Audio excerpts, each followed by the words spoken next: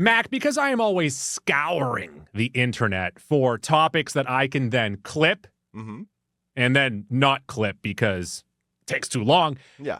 I am going to ask you something that is burning the web right now, and it is, what are the top 4 major U.S. cities? Just according to me? Yeah. Okay.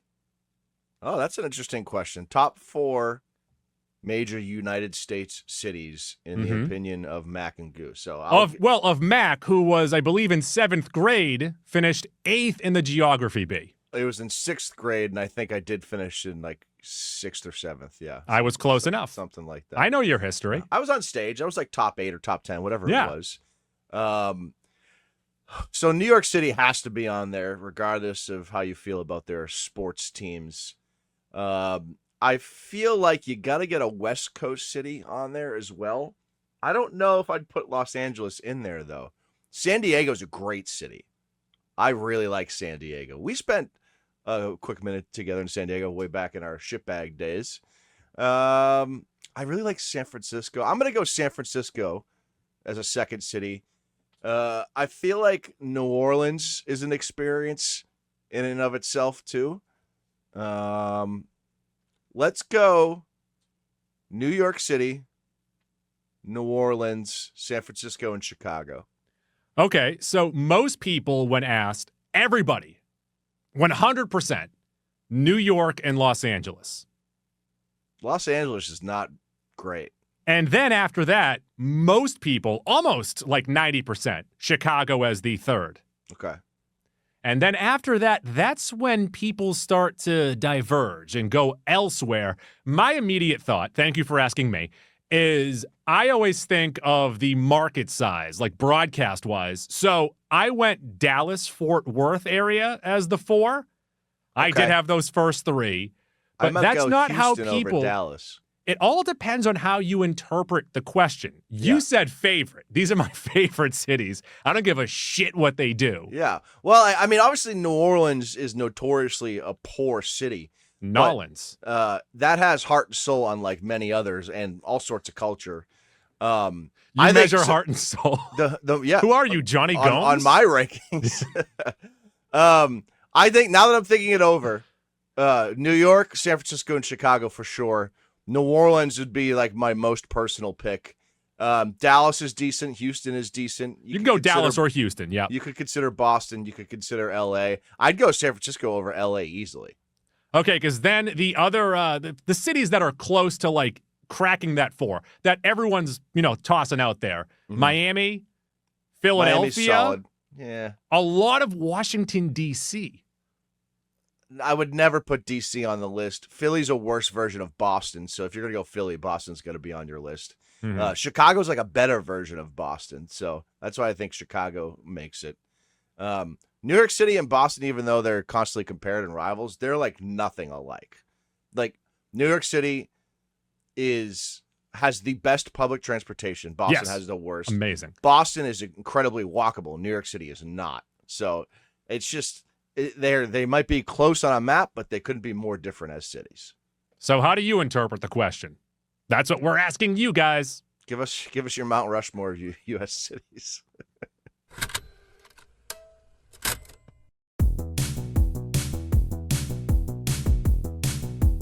One, goo, 3, yeah! Goo. Jaws 3. Goo. King of Queens. Goo. Meryl Streep. Entertainment. I'm Goo. And I'm Mac. And we are the Mac and Goo program, here to bring you friendship and a whole lot of nonsense. Yeah, yep. And we're back this week with a What Have You Been Watching Lately? What have you been watching? What have you been watching? Keep it short. Tell me right now. This is what version? Is that true? Our 85th version of this? No, I just picked the date. I think I said 87. That's what I do with all of our dumps. That's if you pick up my trends. I thought it was like Wonder Woman 85. I wonder how Marcus is doing. He wrote that original song. He did. You could just text him. And Norris ask him. the Terrible. I could just text him right now and ask him. I'd get a long response, though. Yeah, you would. Today, we are talking about a relatively new release to streaming on Netflix, Happy Gilmore 2, and then a couple things. One Goo has seen, one I have seen, and we'll wrap it up with all of our classic Mac and Goo nonsense. I already said nonsense. Think of a different word. Oh, sorry. Shitbaggery. Shitbaggery. But before we get to Happy Gilmore 2, let me tell you about what I have been watching on Instagram. Suggested reels. Lots of them. I'm not even sure how this started. Yeah, I'm not sure how this started. But lots of clips from Viva La Bam. Sure. And I guess growing up is realizing I guess this is growing up. that on that show, Phil Margera is the hero. You would say April's the hero? Abe kind of pushes the boys back to a point of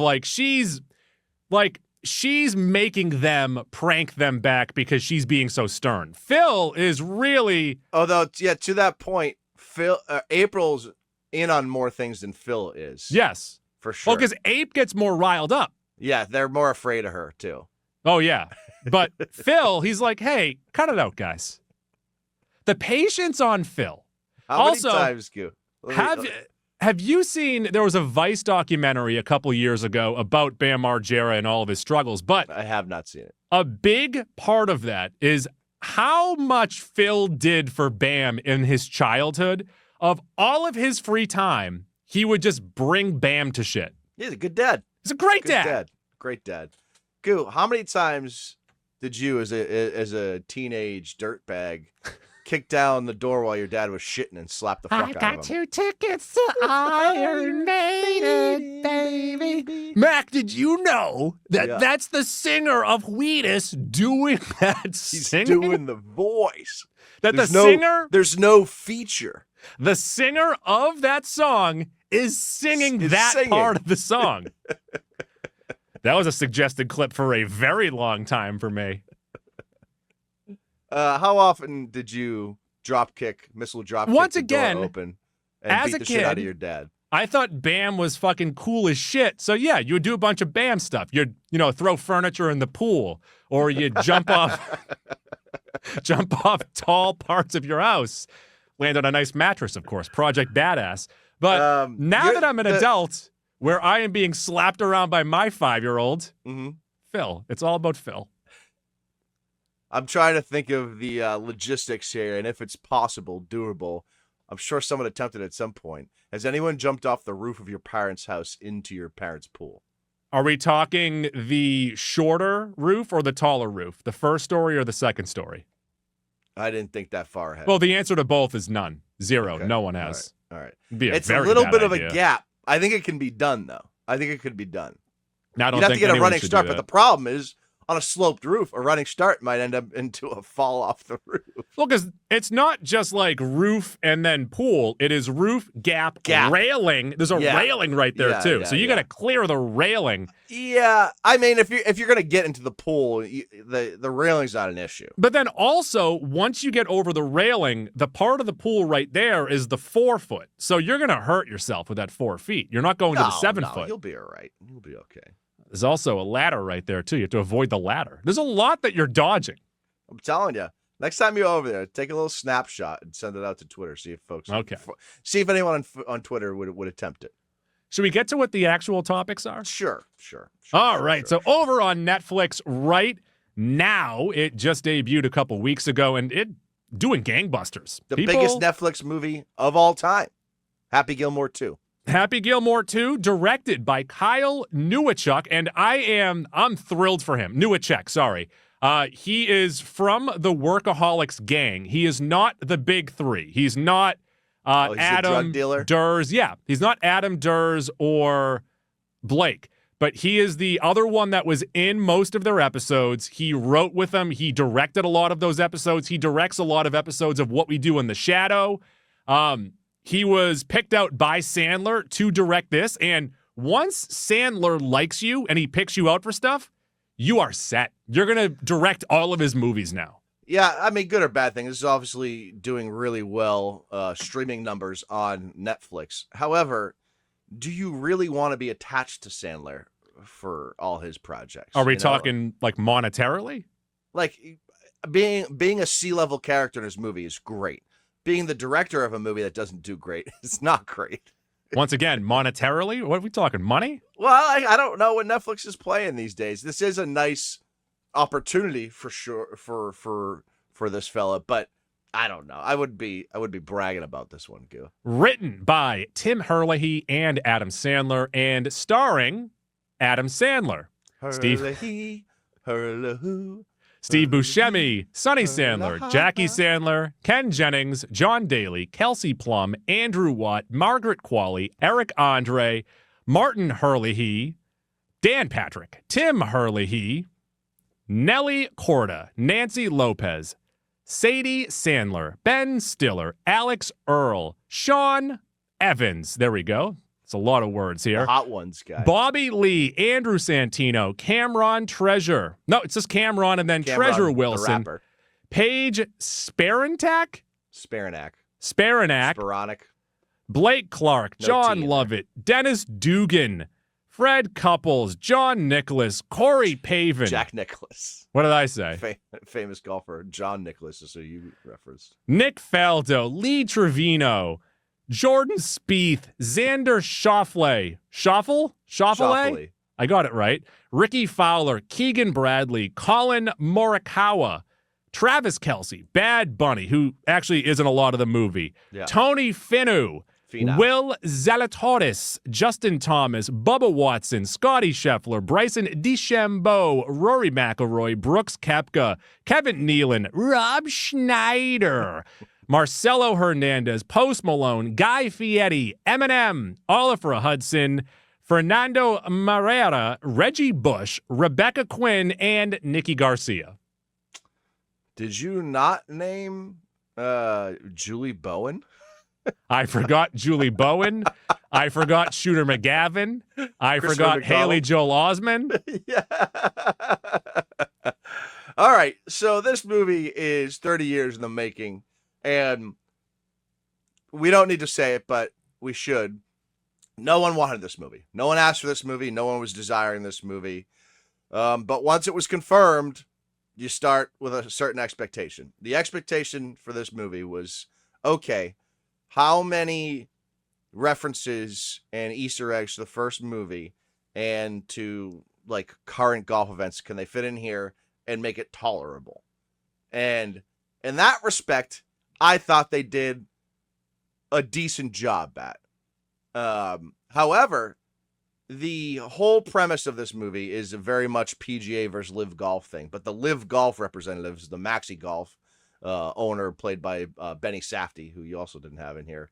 I only have the cameos. Was so over the top, bad, ridiculous that it really, really hurt this movie. Like, the first movie is unrealistic, sure. This one jumps the shark. This one is so fucking stupid. The third act of this movie is some of the worst shit I've ever seen. But the bones of this movie were actually pretty solid. They could have made a good movie. They didn't.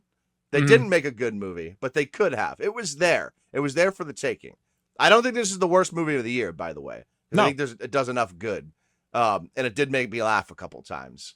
And the current golfers were good. Will Zalatoris actually playing the caddy that everyone fan casted is good. Like, there's shit like that are good. It did enough good that I didn't regret watching this. But the third act is fucking horrifically bad. There were also tributes to Bob Barker, Carl Weathers, John Flaherty, Francis Bay, and Dustin Diamond. Yeah, I was okay with that stupid shit. But the Maxi Golf thing was fucking terrible, dude. It was so bad. They didn't need to go that extreme with it. Did I forget to mention Eminem? Did I have Eminem? Oh, I have Eminem. Yeah, there we go. There. Yeah. I thought he was terrible in this. Everyone was going nuts on social media, like, Eminem's in this movie. Stinks. Yeah, this is just a cameo-filled, Sandler fuckfest. It's a lot of what you expect. But legit, if they just took the Maxi Golf stuff out and didn't even have a premise to this movie, it would be better. Even if it was just like I enjoyed the second act of this movie. The bones are good. The bones are good. I liked him getting back into golf. I enjoyed that part. The family stuff, enjoyable. Yeah. Enjoyable. The rest of it, not so much. No. I can't even think of what were the funny jokes in this movie. There are some. The Scotty Scheffler stuff was great. Okay. Admittedly. That stuff was very good. Also, real ballsy move out of the gate to set up why he is down in the dumps. Yeah. And I didn't care for that, but also it makes the movie go. Like, yeah. I don't know how else you make the plot go in a 30-year-old sequel. I didn't love that, but it is what it is. I just feel like ultimately, I'm going to see where I have this ranked on the year, Goo. I think I have it 4 from the bottom, 3 from the bottom. So the only worst movies on the year I have are Jurassic World Rebirth and The Electric State. Definitively worse.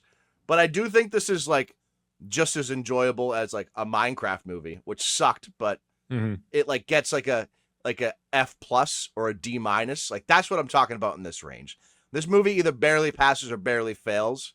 It's not the worst movie of the year. There's enjoyable shit in there. I didn't regret watching it. That's the best thing I could say about this movie. I probably have it around like 25 hot dogs. Yeah, I think I have it 24.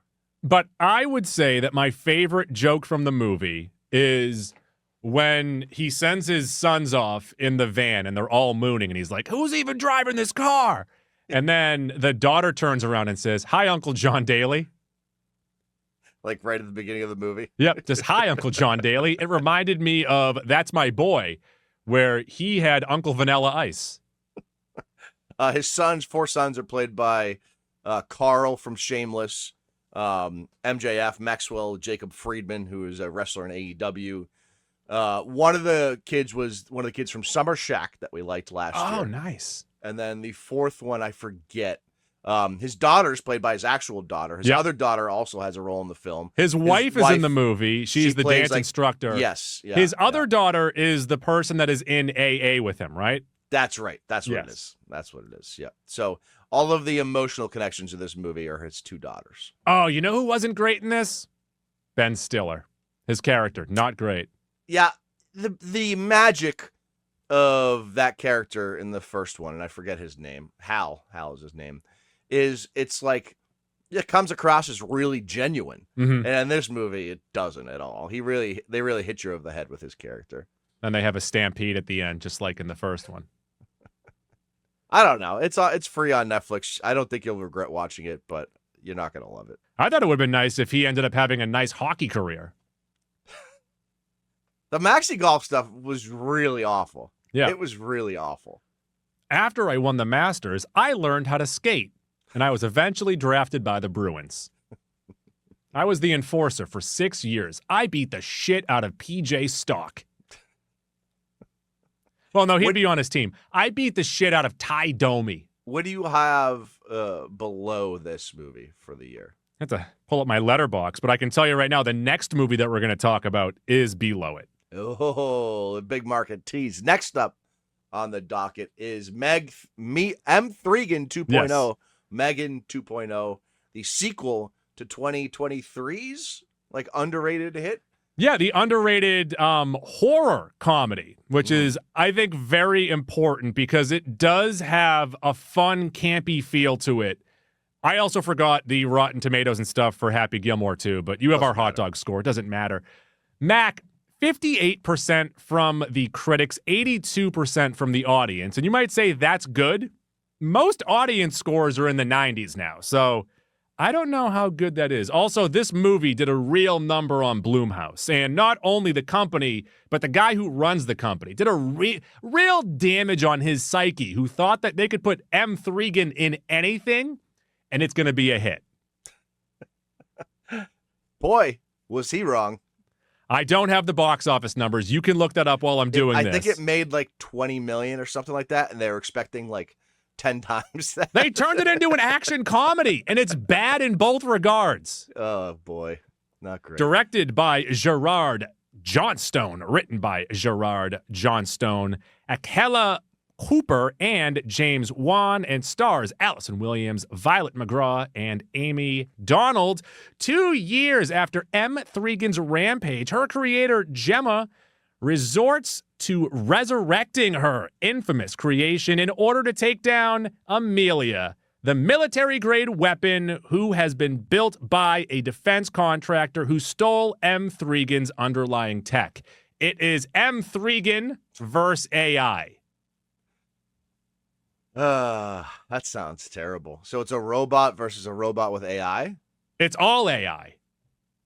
So she's not even fighting another robot. And the movie, the commentary is that, like, let's not trust AI, but let's have AI fight this AI. Sure.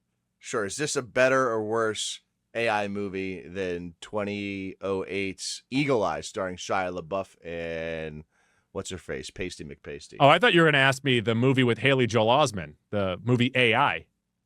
No, that we're not talking about AI. We're talking about AI. Right, but like, is it better than Alan Iverson? Michelle Monaghan. That's why I was. Alan Iverson is way better than this movie. Let's toss this out there. Is there a single redeeming quality about this movie? I don't think so. And is it short? No, it's fucking long. That was another thing too, is I'm over an hour in, I'm like, okay, what do I have? Like 20 more minutes? Sure. 45 to 50 more minutes? Are you shitting me right now? And I want to set up another movie. Yes, and I'm not sure what genre they were going to make the third one. The first one, like I said, I think it has enough campy fun in it to be like, okay, this is enjoyable. Yeah. This one doesn't have any of that, and nothing is funny in it. There's nothing funny about it. And I want to apologize to our listener who has been recommending this movie for months. I don't mean to speak ill about it, but the way that I would compare this movie, I had a friend at work who was raving and talking nonstop about meatball subs with pickles in them. And I said, that doesn't sound appetizing. I like both things. I love both things. I love pickles. I love meatball subs. Yeah. But because I am open-minded, I am willing to try this. Mm-hmm. I went to Joe's Variety on a Saturday, $4. Got my meatball sub, got my pickles. They gave me a side eye when I asked for it. Went home, took a bite. I said, this is fucking disgusting. I ate the whole thing because I have a problem. Yeah. But that is what I look at this movie as. It is a meatball sub with pickles. It's bad. All that to say, this movie is a shit sandwich. I didn't care for it one bit. I'll tell you that much. But you did eat the sandwich and you did finish this movie. I ate the sandwich and I finished this movie. You can't tell me that I didn't give it my all. So what's the nicest thing you could say about this movie? They say about the meatball sub with pickles. It'd be the meatballs, I'd say. But also, I love deli pickles. With that nice sour. Was it a whole circle pickle or was it the triangle chopped up pickles? Well, it's the big sphere that it's chopped into little triangles. Okay. All right. You know Joe's Variety. I know. I know. Guys, go there on Saturdays. You order the meatball sub, it's $4. It used to be $2.50. Thanks, Obama. It used to be $2 and then $2.50 with cheese. Now it's $4 or $5 with cheese. You know what's a complete fucking racket, by the way? And I'm not even saying, like, it's not just here. I'm saying in general, at any sub place. Mm-hmm.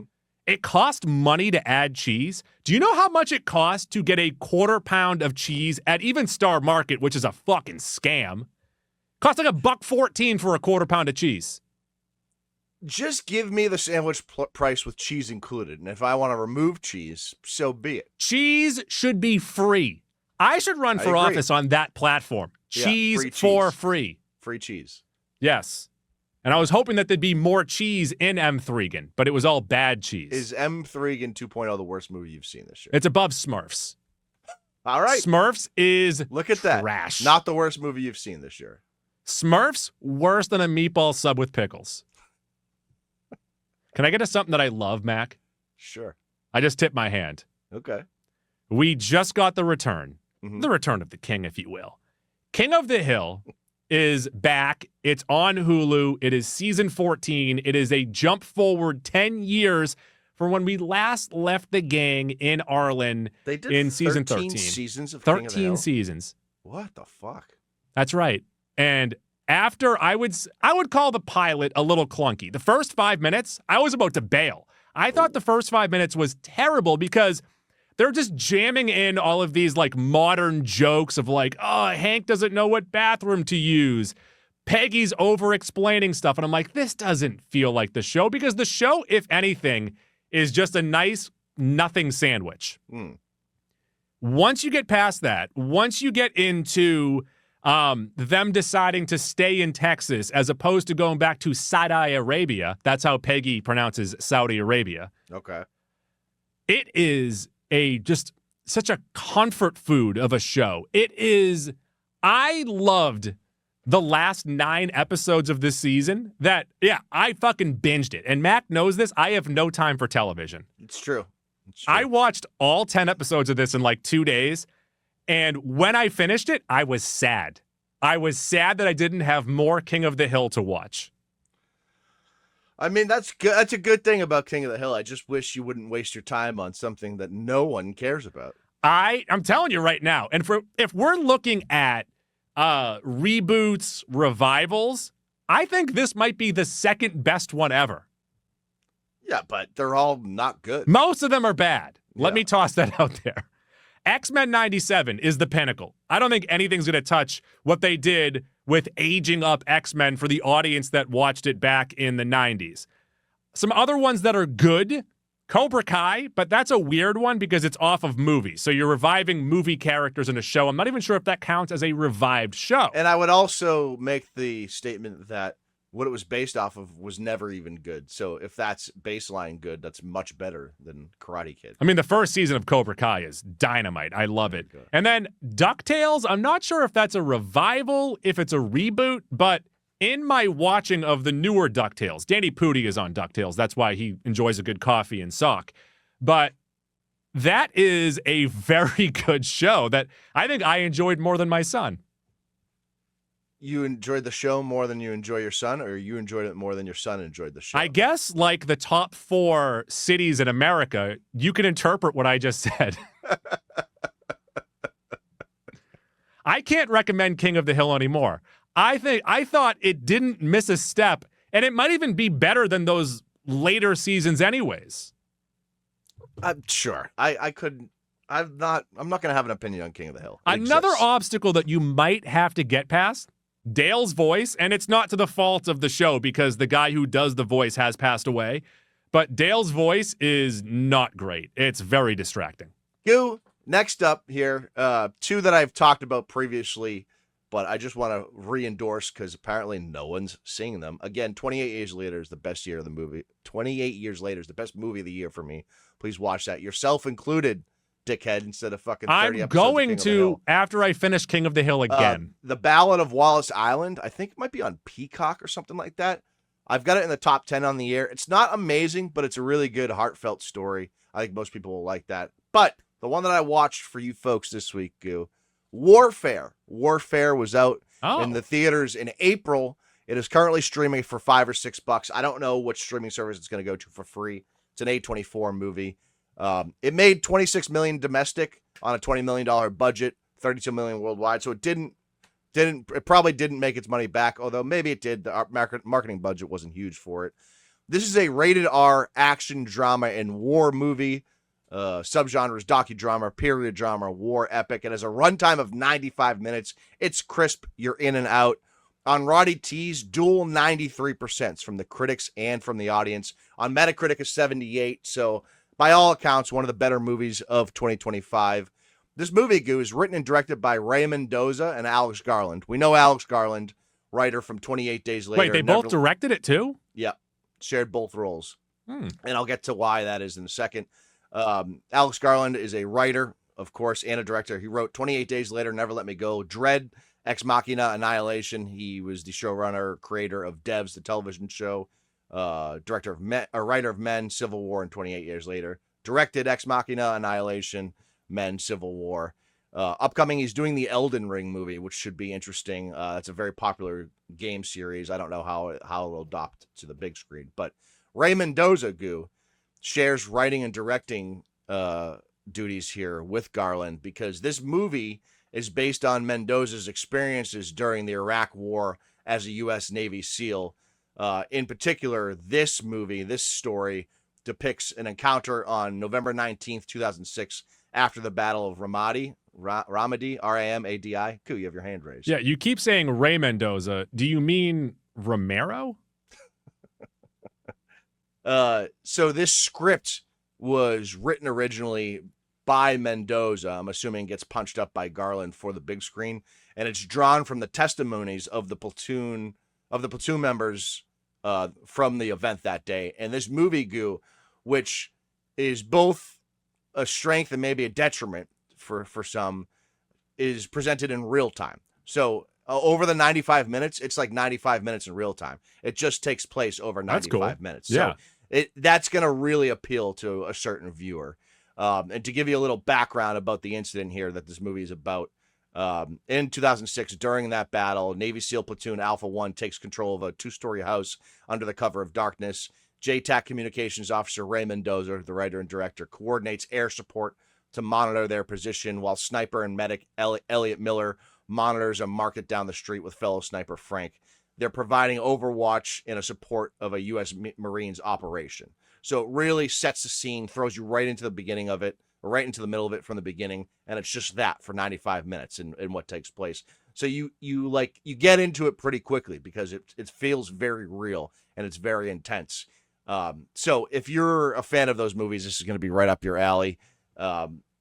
It stars DeFaro Wunatai as Ray. You might know him from Reservation Dogs. He was one of the 2 leads there with Amber Midthunder.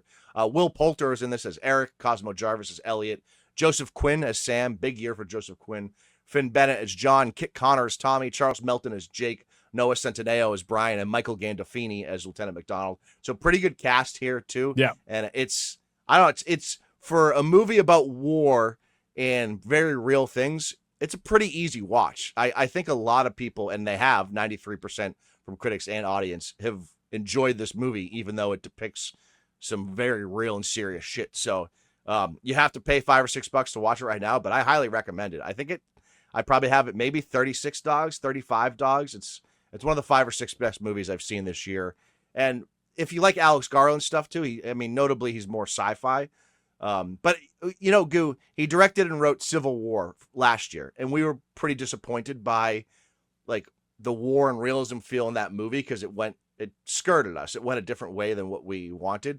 This movie sort of gives you what we were desiring from that movie. Oh. So if you're left a little disappointed by 2024 Civil War, watch this movie.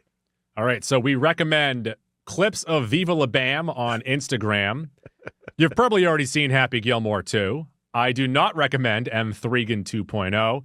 Go watch King of the Hill. It's a fucking delight. It's going to make you feel warm. It's so soothing. I was sitting back. I was like, I just ate a nice warm bowl of porridge. That's what I felt like. A nice warm combo of meatballs. And then Mac loves warfare.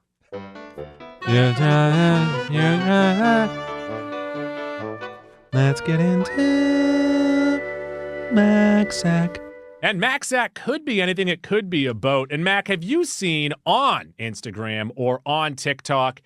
I would call it a blind top 5, top 10, where I'm going to give you a topic and then little answers where you can then slot that into your top 10. And then once it's in there, that's it. It's locked in. So like it's locked in. If the topic is hottest women on the planet and you give me Anna de Armas, I put her at 1 and she can't be budged. Right. Or like if you put her at 5 and then I tell you someone else and you're like, oh, I think she's hotter than that, but I don't have the opportunity to slide something else up. I'm picking up what you're putting down. Yeah. Okay, Mac. So I am going to add all the graphics later. Maybe I'll cut this into a TikTok. What is the topic here? The census. Like the U.S. Census or our census? The census. So our 5 senses. Yep. Top 10. Blind top 10, Mac. You ready for this? Wait, there's 10 senses? Sight. I would probably say sight is number 1. Number 1 for sight. Hearing. It's 1 through 10 we got here? Yeah. I'm going to say hearing is 8. 8. Taste. Oh, I do like taste. Taste is 3. Smell. Smell is 10. Smell could be really good or really bad. If you just eliminate it at number 10, I'd say it's the least important. Touch. like touch. I'm going to go 2 on touch. 2 on touch. 6th, the ability to see and communicate with the spirits of the dead. The 6th sense. Oh, 6th. What do I have at the bottom right now? So right now you have sight at 1, hearing 8, taste 3, smell 10, and touch 2. 6th sense will be 9th. Number 9, of humor. Sense of humor. It's important. Let's go 4. Number 4, common. Common sense. Common sense. 7. 7 on common sense. So I got 2 left, right? 5 and 6. Yes. The census. This is the U.S. Census. Fuck. Damn it, you piece of shit. This is 6. Number 6 for the U.S. At least Census. it's not top 5. And then finally, the last one, and this is locked into whatever number you have not used yet. Number 5. My 2. My 2 cents. My Yeah. 2 cents. Number 5. I'm okay Number with that. 5. Yeah. My opinion, 2 cents. Number 5. All right, so Mac on his top 10 senses. At number 10 is smell. Mm-hmm. At number 9 is 6th. At number 8 is hearing. At number 7 is common. At number 6, the census, the U.S. Census, to track the people. Very important. That's how states and cities get their funding. Number 5 is my 2 cents. Yeah, my 2 cents. Number 4 is of humor. Mm. Number 3, taste. Number 2, touch. And number 1 is sight. I think I did a pretty good job, all things considered. Nailed the top 4. 5 through 10, you can argue, but I nailed the top 4, so I'll take that. Shout out to the Animaniacs, because I stole that from one of their songs. Okay, how about that? They had a lot more of the Senses? senses in there, sense You of had to narrow it pride. down. Yeah, I had to get rid of some stuff there, but Mhm. I think I picked the best 10. I made the U.S. Census joke before we began. I should have known it was in the pipeline. I should have saved 10 for that. That's my Or- biggest mistake.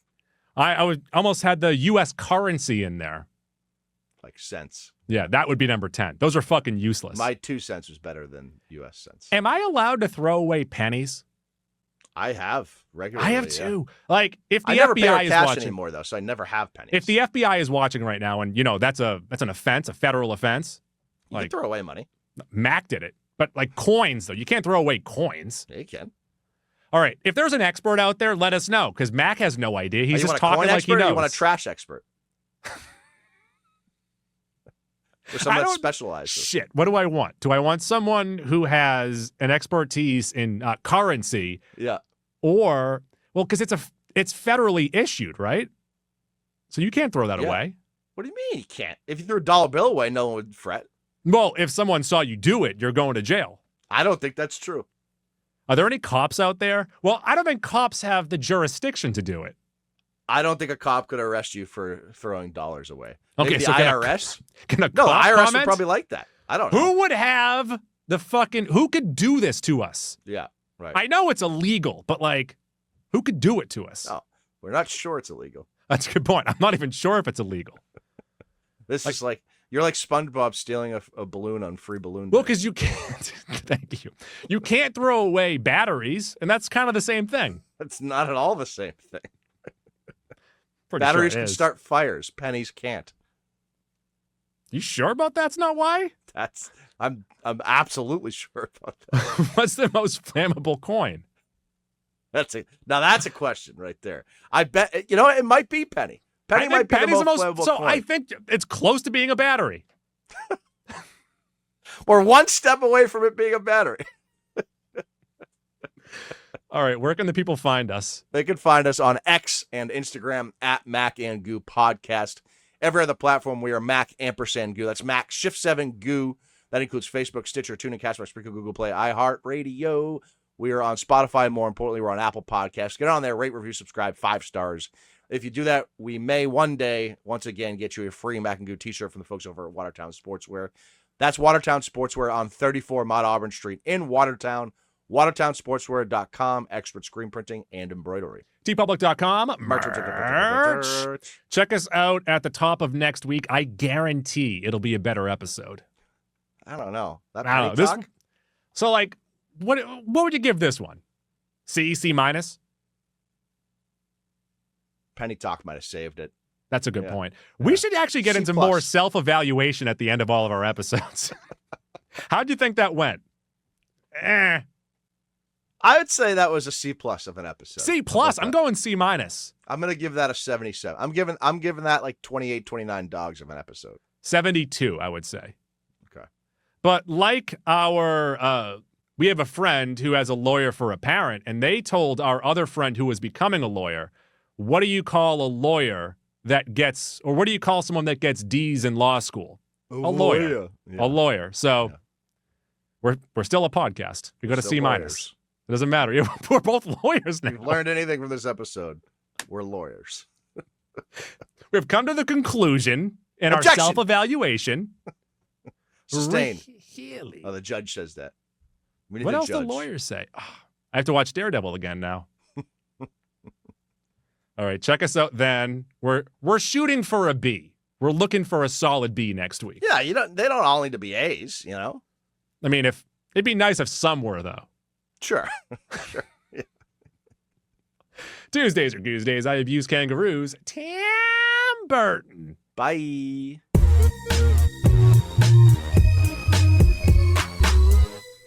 Please flip the cassette over to side B to continue the adventure. Now it's time for girls jumping on trampolines.